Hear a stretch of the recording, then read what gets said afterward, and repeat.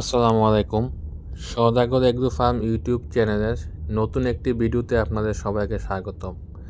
আপনারা যে নারিকেল গাছগুলো দেখতেছেন, এগুলো হচ্ছে ভিয়েতনামি নারিকেল গাছ এবং এই যে নারিকেল বাগানটি, এই বাগানের বয়স কিন্তু 5 বছর।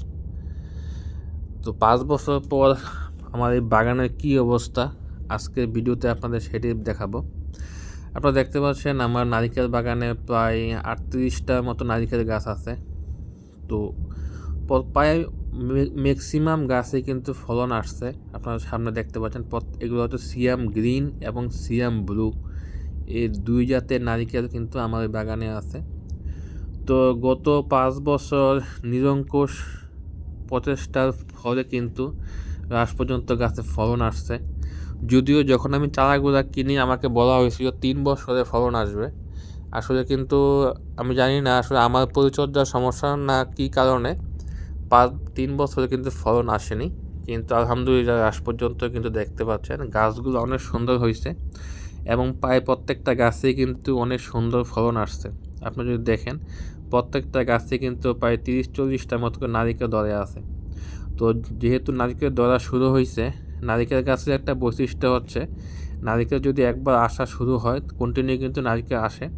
তো আমি আশা করি যেহেতু আমার নারিকেল গাছে নারিকেল আসা শুরু হয়েছে এবং সামনে ইনশাল্লাহ আরও নারিকেল আসবে। তো আমি আপনারা যারা নাকি ভিয়েতনামি নারিকেল রোপণ করেছেন, আপনাদের দেখানোর জন্য ভিডিওটা করা, হতাশ হওয়ার কিছু নাই।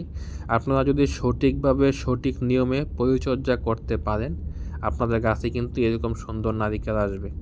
এরকম সুন্দর নারিকেল গাছে ধরে আছে দেখতে কার না ভালো লাগে, কিন্তু তার জন্য সঠিকভাবে সঠিক পরিচর্যা করতে হবে।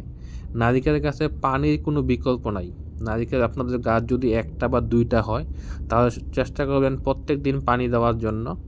আর যে সার এবং কীটনাশক দেওয়া লাগে, আমার চ্যানেলে অনেক ভিডিও দেওয়া আছে, আপনারা কীভাবে সার দিবেন, কীভাবে কীটনাশক দিবেন, কীভাবে পরিচর্যা করবেন। তো সেভাবে যদি আপনারা মেনটেন করতে পারেন, ইনশাল্লাহ 3 বছরে না হোক 4 বছর অথবা 5 বছরের মধ্যে কিন্তু আপনাদের গাছে এরকম কিন্তু নারিকেল আসবে। সঠিকভাবে পরিচর্যা করেন, অবশ্যই নারিকেল আসবে ইনশাল্লাহ। আসসালামু আলাইকুম।